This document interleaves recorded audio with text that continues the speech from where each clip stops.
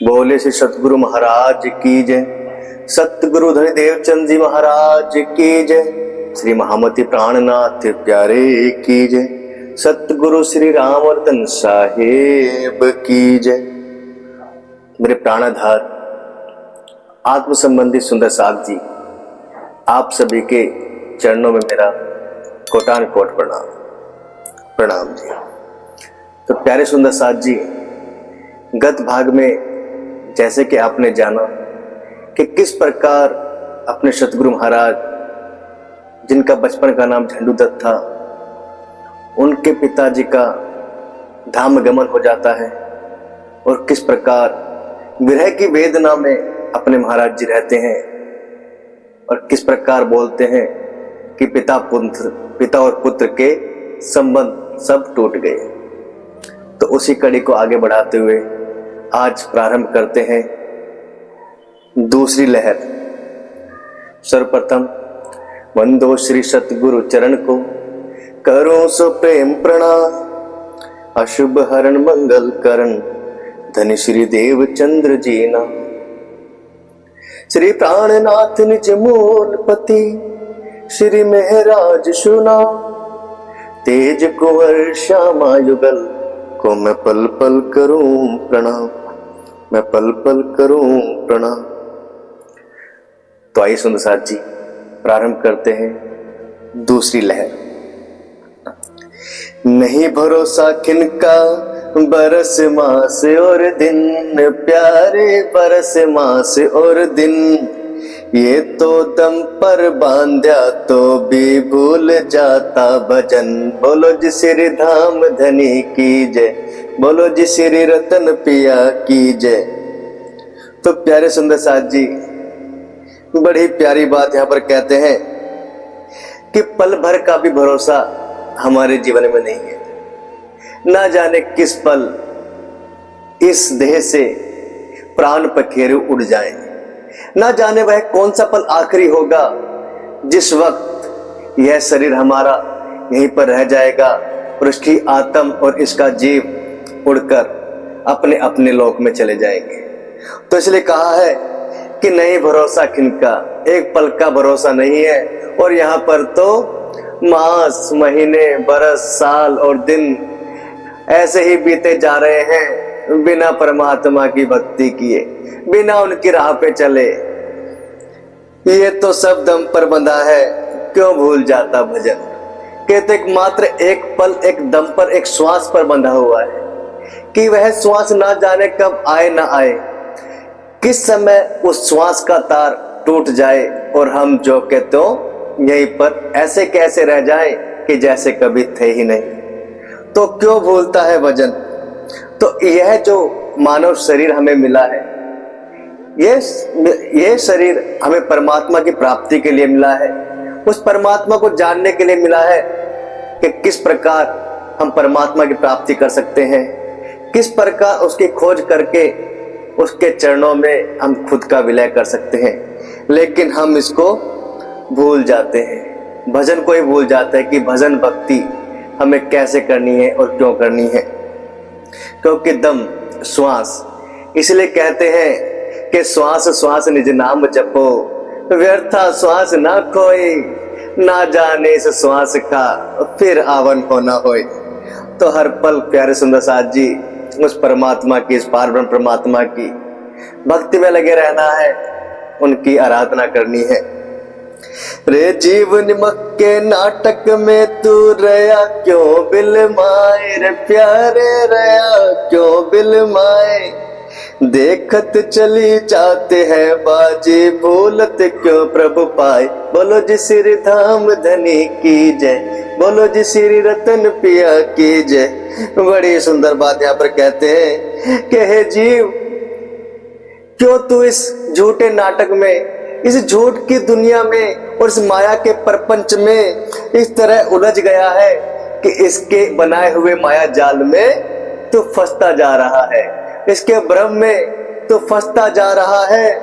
और देखो यह जीवन की एक एक पल, एक एक घड़ी बीती जा रही है, मानो माया हमारे ऊपर हावी हो रही है और यह हमारा जीवन दिन प्रतिदिन बीते जा रहा है, लेकिन एक मेन उद्देश्य, जो मुख्य उद्देश्य इस जीवन की प्राप्ति का है, वह तू को क्यों भूलता जा रहा है। और वह उद्देश्य सिर्फ और सिर्फ प्रभु को पाना, प्रभु की भक्ति में लीन होना है।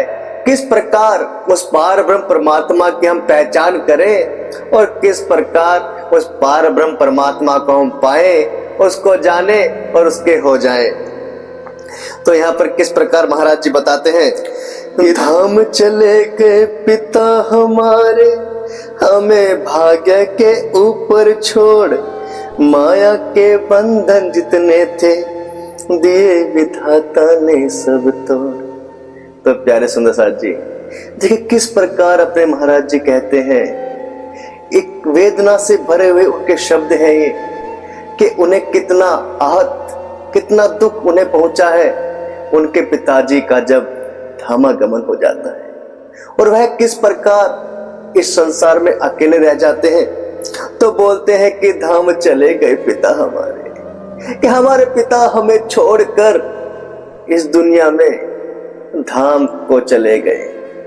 हम इस माया भरी झूठी दुनिया में अकेला छोड़कर वो तो धाम चले गए, और हमें सिर्फ भाग्य के ऊपर छोड़ दिया कि अब जो भी तुम्हारे भाग्य में है अब तो वही रहेगा, कि क्योंकि पिता का साया हमारे सर पर अब नहीं रहा, तो केवल और केवल भाग्य ही हमारे साथ रहेगा। माया के बंधन जितने थे दिए विधाता ने सब तोड़, कि इस माया पिता और पुत्र के बीच में जो एक मोह का संबंध होता है, कि लाड़ लड़ाना, प्रेम प्यार, उस मोह माया के संबंध को भी सब उस विधाता ने, उस पार ब्रह्म परमात्मा की करनी कुछ इस प्रकार हुई कि उसने वो सब बंधन भी तोड़ दिए। नीचे धरती ऊपर अंबर, मध्य सभी कुछ अनजाना, थे दुनिया में इस प्रकार जैसे पाटों में दाना। तो प्यारे सुंदर साथ जी, अब हमारा जीवन कुछ इस प्रकार हो गया कि नीचे धरती रह गई, ऊपर अंबर रह गया, और हम जैसे मानो बीच में फंस से गए। एक छोटी सी उम्र में हमारे पिताजी का साया हमारे सर से उठ गया, और ये दुनिया इस प्रकार की लगने लगी अब मानो जिस प्रकार की चक्की होती है और जो आटा पीसा जाता है उसके दो पार्ट होते हैं और उसके बीच में एक दाना फंस जाता है। इस प्रकार का जीवन अब हमें लगने लगा कि नीचे धरती ऊपर अंबर, और हम मानो वो एक प्रकार से चाकी के पाटे हैं और एक दाने की भांति हम इस मोह माया रूपी संसार में फंस गए हैं।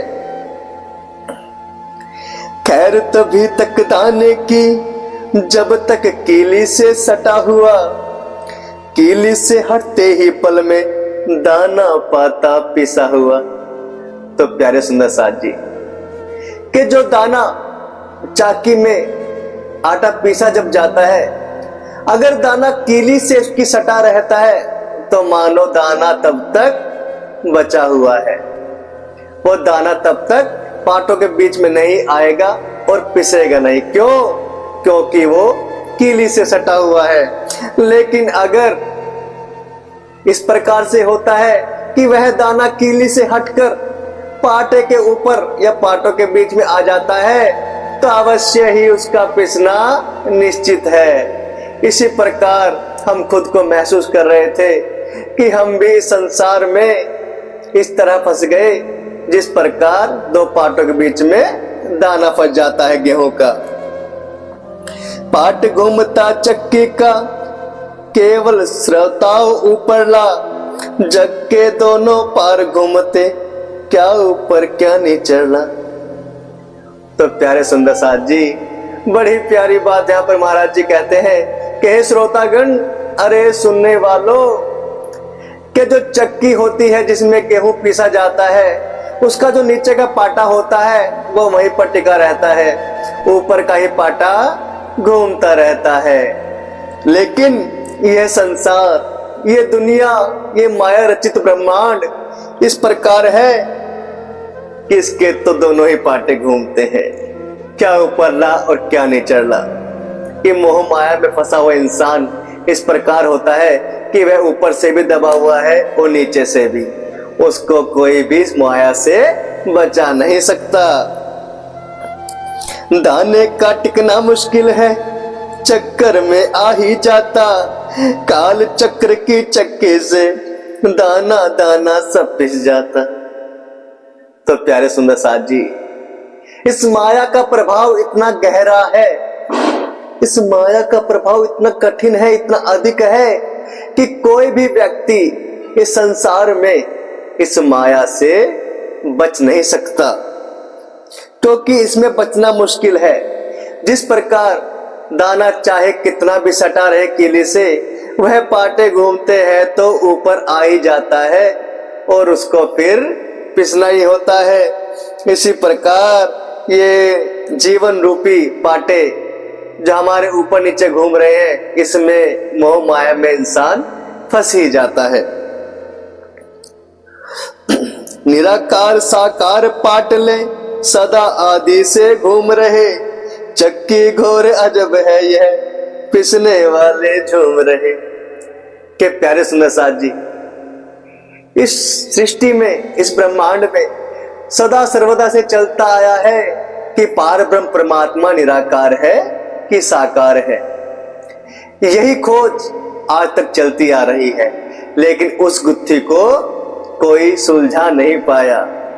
तो इसलिए कहते हैं कि निराकार और साकार रूपी जो पाटले हैं, वह इस दुनिया में सदा सर्वदा से चलते आ रहे हैं। और यह चक्की इतनी अजब है, इतनी अजब गजब यह चाकी है कि इसमें जो पिसने वाला है, मानो वह व्यक्ति, मानो हर व्यक्ति जो कि मोह माया से ग्रसित है, जो माया में संलग्नित है, वह इसमें झूम रहे हैं। उनको माया के अलावा कुछ भी नजर नहीं आता, क्योंकि पार ब्रह्म परमात्मा को पाना है तो इस माया से दूर होना पड़ेगा।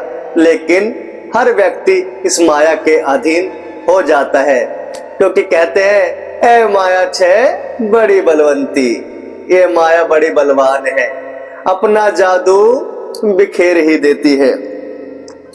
घोर निरंतर इन पाटों को आंख न खुलने देती है, बेहोशी छाई रहती है, पिस एकदम देती है।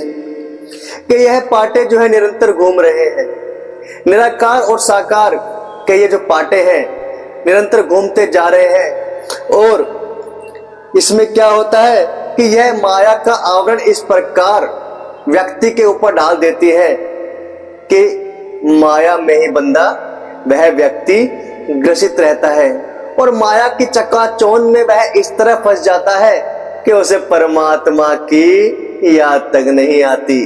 वह सिर्फ अपने मोह माया के चक्कर में पड़ा रहता है और माया रूपी आंखें जो उसकी बंद रहती है, उसको वह कभी खुलने नहीं देती और बेहोशी छाई रहती है।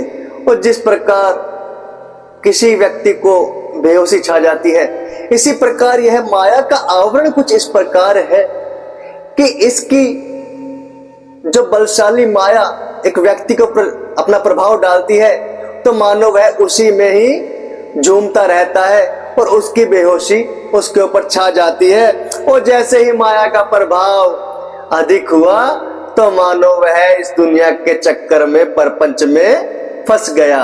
उसी प्रकार जिस प्रकार एक दाना चाकी के अंदर पिस जाता है। चबा डालती सब दानों को, लेकिन लोहे के दाने पिसे न अब तक पिस रहे हैं, नामुमकिन है पिस जाने। कि यह चाकी इस प्रकार होती है कि कोई भी दाना इस चाकी से बच नहीं सकता। जो भी दाना इसके बीच में फंसेगा, वह अवश्य है कि उसका पिसना निश्चित है। लेकिन प्यारे सुंदर साथ जी, अगर दाना लोहे का हो तो उसको कोई पीस नहीं सकता और ना वह कभी पिसा, और मानो कि उसका पिसना नामुमकिन है। और प्यारे सुंदर साथ जी, लोहे के दाने की संज्ञा यहाँ पर किसे दी गई है? जिसका संबंध साक्षात अपने पार ब्रह्म परमात्मा, अपने सतगुरु महाराज से है, जिसके ऊपर कृपा है अपने सतगुरु महाराज की, वह मानो लोहे का दाने के समान है, उसका माया कुछ भी नहीं बिगाड़ सकती। फाड़ फेंकता है पाटों को लोहे का दाना यदि हो, क्या मजाल पाटों के पीछे हो जाते पाटे के दो। अगर लोहे का दाना, अगर आपकी अपार श्रद्धा, अपार विश्वास, अटूट विश्वास अपने सतगुरु महाराज, अपने पार ब्रह्म परमात्मा के ऊपर है, तो यह माया आपका कुछ भी नहीं बिगाड़ सकती। जिस प्रकार अगर लोहे का दाना चाकी के अंदर है, तो लोहे का दाना चाकी पीस नहीं सकती, क्योंकि लोहे के दानों को पीसना इतना आसान नहीं है। वह चाकी के पाटों के ही दो टुकड़े कर देती है। लोहे का दाना इस प्रकार का होता है कि चाकी के पाटे को ही दो टुकड़े कर देगा, लेकिन खुद को पिसने नहीं देगा। इसी प्रकार अगर आपके ऊपर सतगुरु महाराज अपने पार ब्रह्म परमात्मा की कृपा है, उनकी मेहर है, तो यह माया आपका कुछ नहीं बिगाड़ सकती। यह माया आपसे खुद ब खुद दूर हट के चलेगी और आप हर पल हर समय अपने सतगुरु महाराज की, अपने पार ब्रह्म परमात्मा की चेतना में ही, चिंतन में ही लगे रहेंगे। माया उन्हें ना बस कर सकती, महाजनों की है पहचान, बिगड़ ना पाए जब माया से क्या बिगाड़ सकता इंसान। कि जिस पे मेरे सतगुरु महाराज, मेरे पार ब्रह्म परमात्मा की कृपा हो, उसका माया कभी कुछ नहीं बिगाड़ सकती, क्योंकि यह तो उन महाजनों की पहचान है जो अपना सर्वे सर्वा अपने सतगुरु महाराज को मान लेते हैं, जिनके सामने कुछ नहीं टिकता, जिन्हें केवल सब और सब अपने सतगुरु महाराज ही लगते हैं। वह किसी भी परपंच में, किसी चक्कर में नहीं पड़ते, किसी पाखंड में, दुनियावी मोह माया में वह कभी नहीं लगते, और उसका माया कुछ नहीं बिगाड़ सकती। अगर माया उसका कुछ नहीं बिगाड़ सकती, तो भला इंसान उसका क्या बिगाड़ेगा। पिता हमारे छोड़कर चले गए जब धाम, प्यारे चले गए जब धाम, धीरे धीरे पास जो धनता हुआ तमाम। बोलो जी श्री धाम धनी की जय, बोलो जी श्री रतन पिया की जय। तो अपने महाराज श्री यहाँ पर कहते हैं कि जिस समय हमारे पिताजी हमें छोड़कर धाम चले गए, यानी उनका धाम गमन हो गया, तो उस समय हमारी स्थिति कुछ खास नहीं थी। आर्थिक स्थिति घर की बहुत ही दयनीय थी। जो भी थोड़ा बहुत धन घर में रखा था, वह भी धीरे धीरे मानो समाप्ति हो गया। खाने के लाले पड़ गए। कुछ भी हमारे पास उस समय इस प्रकार का धन नहीं था कि जिसके द्वारा हम भर पेट का भी भोजन भी कर सकें। माता रह गई सिर्फ साथ में, लालन पालन को केवल 8 वर्ष का बालक मैं क्या दे सकता उनको बल। महाराज जी बड़े ही चिंतित होते हैं, बड़े ही वेदना में, बड़े ही व्यथा में बोलते हैं कि पिताजी तो हमारे छोड़कर हमें धाम चले गए, वो हमें भाग्य के सहारे छोड़कर चले गए, और केवल हमारी माँ ही हमारे साथ रह गई हमारा लालन पालन करने के लिए। लेकिन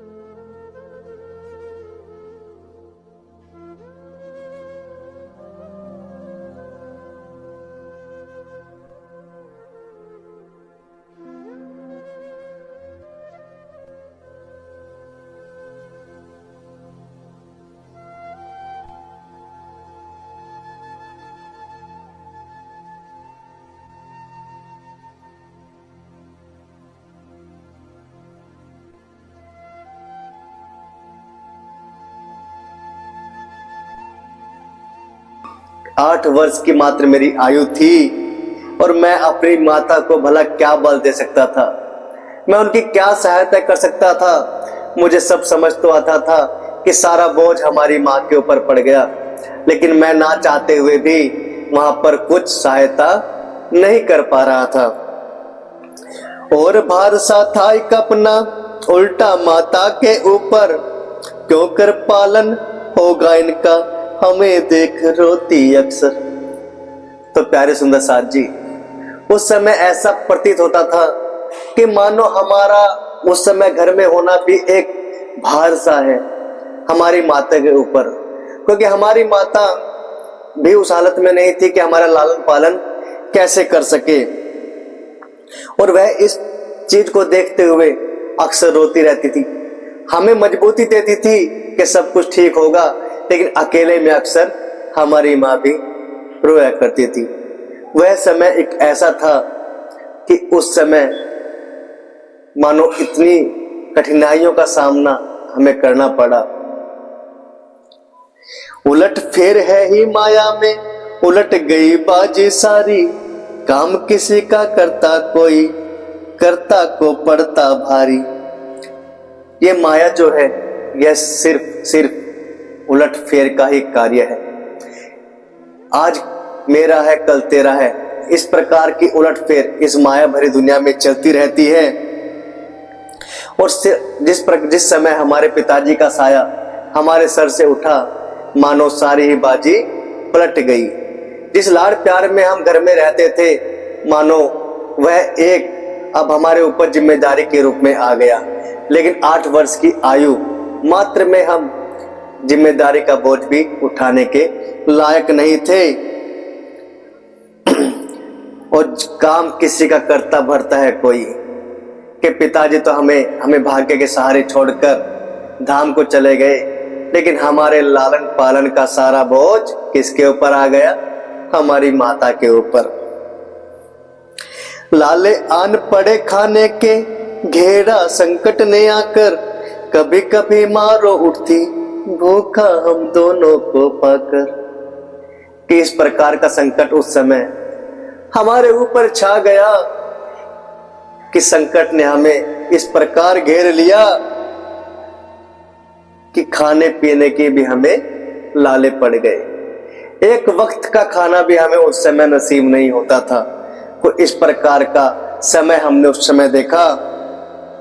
और हमारी माताजी कई बार तो हमें देखकर रोती थी कि आखिर मैं भरूं तो भरूं कैसे इनका पेट, इन दोनों को भूखा किस तरह छोड़ूं। और लेकिन घर में कुछ नहीं है तो इनको खाने को दूं भी तो क्या दूं। दिन दरिद्रता के कुछ तो घर के कोनों में काटे, कुछ रोज पड़ोसियों ने अपने थोड़े थोड़े संकट बांटे। तो वह इतने दरिद्रता भरे दिन थे हमारे कि हमने चुपचाप अपने घर के कोने में पड़े हुए ही भूखे प्यासे, हमें कुछ खाने को भी नहीं मिलता था, लेकिन माँ को भी हम ज्यादा जोर नहीं दे सकते थे क्योंकि हम भी उनकी हालत को समझ रहे थे।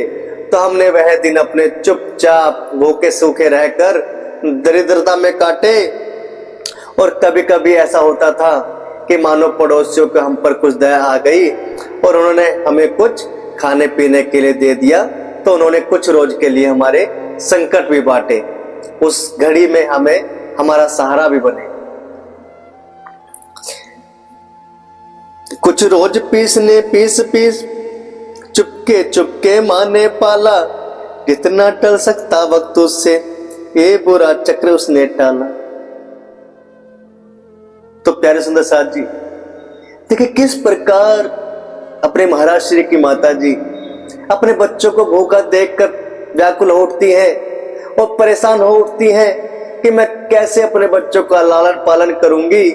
और भूखा देखकर उनको अक्सर रो भी पड़ती है। तो उस समय सिर्फ उन्हें क्या सोचता है कि वह पड़ोसियों के घर जाकर, आसपास जाकर उनका दाना पीसती थी, उनका आटा चून पीसती थी और वहीं से कुछ चून आटा लेकर आती थी कि जिससे हमारा पेट वो भरती थी। और इस प्रकार कुछ समय तक जो हमारे ऊपर बुरा समय चल रहा था उसको हमारी माताजी ने टाला। लड़ती भी रही संकटों से, सब किया हमारा भर पाया, लेकिन दुख टालना हारी का खुद ही टलने का वक्त आया। कि हमारी माताजी इतनी सुदृढ़ थी, इतनी मजबूत हो गई थी कि उसने हमारा संकट का वक्त तो बहुत टाला, लेकिन कुछ समय की ऐसी स्थिति बनी कि हमारी माताजी का भी मानो टलने का, जाने का समय बहुत ही करीब आ गया। काल पक्ष की ओर से उठा ऐसा वेग, प्यारे उठा ऐसा वेग, चारों खूंटे देश की फैला भयंकर प्लेग। बोलो जी श्री धाम धनी की जय, बोलो जी श्री रतन पिया की जय। तो इस प्रकार का उस समय कुछ काल चक्र चला, एक स्थिति इस प्रकार की बन गई कि ऐसा वेग इस पर उस समय हो गया कि पूरे देश में मानो एक बीमारी का प्रकोप फैल गया, और वह बीमारी थी प्लेग। उस प्लेग नामक बीमारी ने पूरे देश में अपना कोहराम मचाया हुआ था उस समय। साल 63 का अंतिम था, लगा न था संवत 64, महामारी फैली घर घर में, बाकी बची ना एक भी चौखट। कि संवत 63 का वह अंतिम चल रहा था, लेकिन तब तक संवत 64 लगा नहीं था, और वह प्लेग की महामारी का प्रकोप इतना भयंकर हो रहा था कि हर घर घर में उस बीमारी से, उस महामारी से ग्रसित लोग थे। कोई भी एक चौखट, एक दरवाजा, एक घर इस प्रकार नहीं था कि जहां पर इस महामारी से कोई बचा हो, कोई ग्रसित ना हुआ हो। छोड़ भगे सब घर घर वाले, पड़े जंगलों में जा जा, नाच रहा था काल गाल में, ठूसे बुरी तरह खा जा। बचाव के लिए जो घर में व्यक्ति रहते थे, सब अपने घरों को छोड़कर जंगलों में जाकर बस गए। मानो इस प्रकार का उस समय चल रहा था कि स्वयं काल आकर वहां पर बैठ गया और सभी को मृत्यु का दंड देकर स्वयं उसको अपना निवाला बनाकर खा रहा हो। इस प्रकार वहां पर दिन प्रतिदिन, दिन में ना जाने कितनी मृत्यु वहां पर हो रही थी। कीड़े और मकोड़े की गति, मानव चारों ओर मरे, मरने वालों को सब जानो, ढोने वाले नहीं मिले। कि जिस प्रकार प्यारे सुंदर जी, कीड़े मकोड़े ना जाने दिन में कितनी बार मरते हैं और कितनी बार जन्म ले लेते हैं।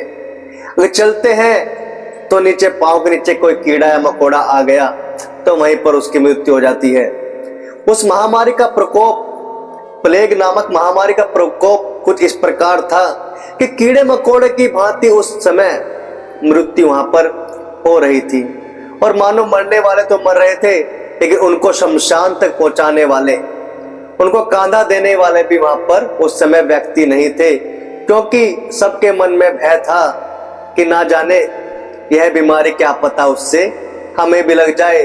और दूसरी ओर हर घर में कोई ना कोई इससे ग्रसित था, तो कोई भी कांधा देने वाला व्यक्ति उस समय नहीं मिलता था। अजल मजल करने वाला तक किसी किसी को मिले, चिता एक पर मुर्दे दो दो, बाज बाज तो नहीं फूके। कि अजल मजल करने वाला किसी किसी को मिले, जिस व्यक्ति की मृत्यु हो जाती है उसको कांधा देने के लिए भी किसी किसी को व्यक्ति उस समय मिलते थे।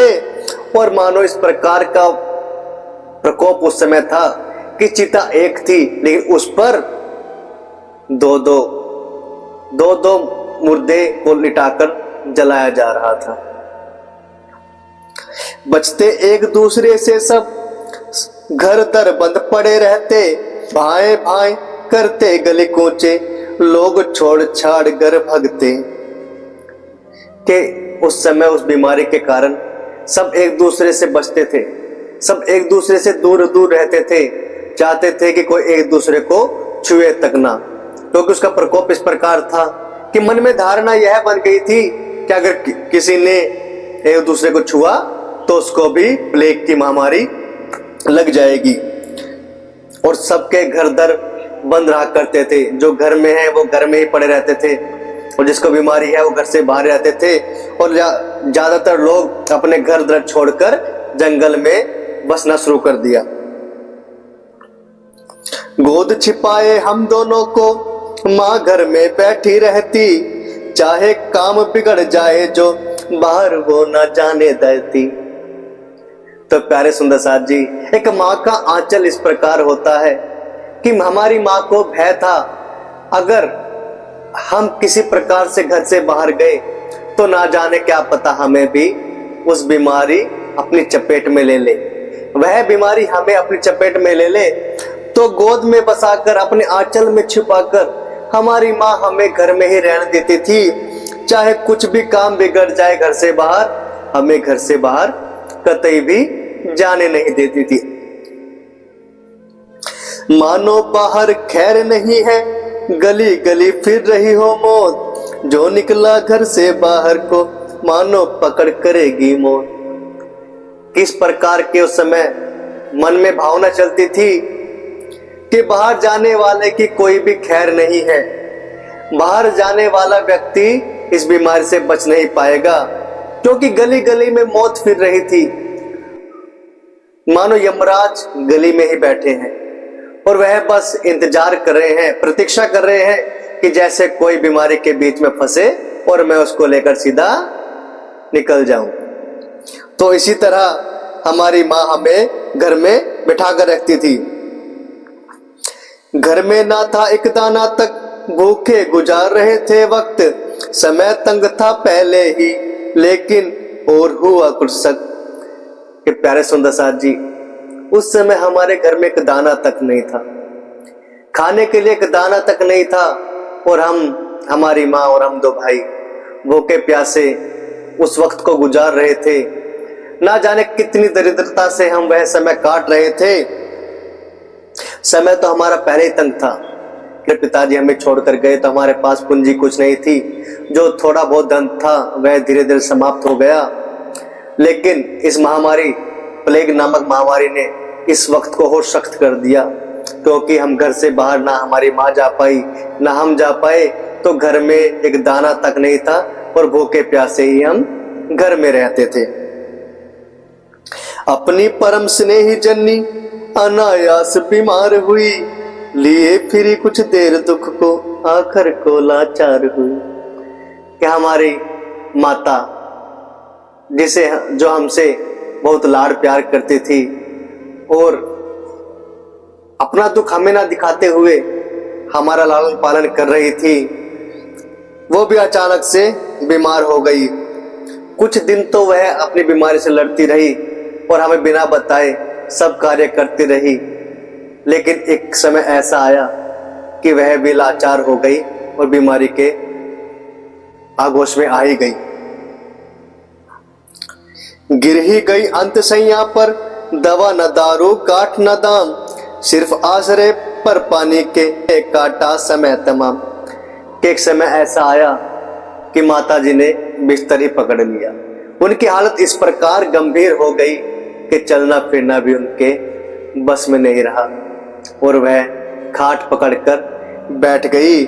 लेकिन ना उनको उस महामारी के कारण ना दवा मिल पाई, ना कोई जड़ी बूटी मिल पाई, जिसके कारण सिर्फ वह पानी पर ही अपना समय काट रही थी, और सारा समय उन्होंने सिर्फ और सिर्फ पानी पीकर ही काटा। दिया करे जल भर भर हम भी, चम्मच खुले हुए मुंह में, खुलवाए अपने दरवाजे प्रातः आकर ताऊ ने।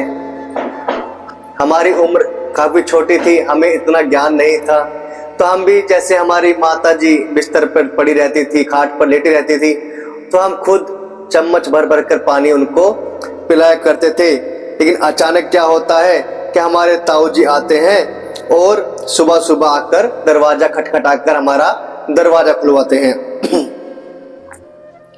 बिना घुसे ही अंदर माँ का हाल ताऊ जी ने पूछा, हमको क्या मालूम कि क्या है, हमने बता दिया अच्छा।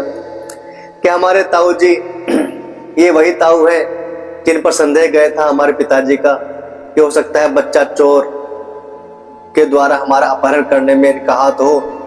तो इनके भीतर द्वेष भावना हमारे लिए बहुत ज्यादा थी, जिसके कारण ये घर में भी नहीं हमारे घुसे, लेकिन दरवाजे के बाहर से ही इन्होंने हमारी माँ का हाल चाल पूछ लिया। और हमें कुछ मालूम नहीं था, हमारे ओर से तो माता जी बीमार पड़ी हैं, खाट पर लेटी हुई हैं, तो हमने बोल दिया कि ताऊ जी माता जी का हाल अच्छा है।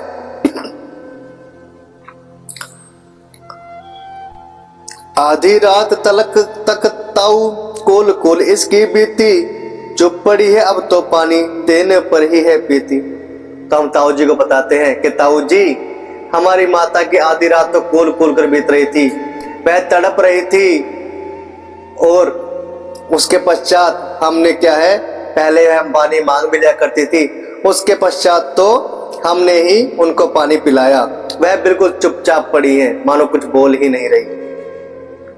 तो ताऊ स्वयं देखने आए तो माँ पाई मरी हुई, बड़ी देर में आंख लगी है, मुंह फाड़े है पड़ी हुई। तो जब हम ताऊ जी को ये सब बातें बताते हैं तो ताऊ जी उसके बाद दरवाजे से अंदर आते हैं, और जब वो देखते हैं माता जी को तो क्या देखते हैं कि माता जी तो मरी पड़ी हैं। माता जी का शरीर पूरा हो गया। हमारी माँ वहां पर देह छोड़ चुकी थी, उनका भी धाम गमन हो गया, और हमें लग रहा था कि बहुत देर बाद की आंख लगी है, ये सो रही है, लेकिन उनका मुंह खुला हुआ था। मुझे झिड़क कर बोले ताऊ, कहता है माँ सोई हुई, अकड़ी हुई पड़ी है बुढ़िया, कब की जाने मरी हुई। मेरी बातों पर गुस्सा करते हुए ताऊ जी बोलते हैं, अरे झंडू तू कहता कि तेरी माँ लेटी हुई है, उसका हाल अच्छा है, क्या तुझे नहीं पता कि तेरी माँ तो मरी पड़ी है, और ना जाने कब से यह तुम्हारी माता अकड़ रही है, और बहुत समय इसको मरे हुए हो गया है। तो प्यारे सुंदर साथ जी, इस प्रकार पहले अपने महाराज श्री के पिताजी का धामगमन हो जाता है, और महामारी प्लेग के कारण उनके माता जी का भी धामगमन यहाँ पर हो जाता है। यह बहुत ही कठिन समय अपने महाराज श्री ने अपने जीवन काल में देखा कि माँ और पिता का साया छोटी सी उम्र में ही उनके सर से उठ गया। तो आगे हम देखेंगे कि आगे किस प्रकार वहां पर महामारी का प्रकोप फैलता है, और ताऊ जी से क्या संबंध रहते हैं, किस प्रकार माता जी के अंतिम क्षण में किस प्रकार उनका दाह संस्कार किया जाता है, क्या क्या आगे होता है, जानिएगा अगले भाग में। तब तक के लिए मेरे प्राणाधार, मेरे आत्म संबंधी सुंदर साथ जी, आप सभी के चरणों में कोटान कोट प्रेम प्रणाम।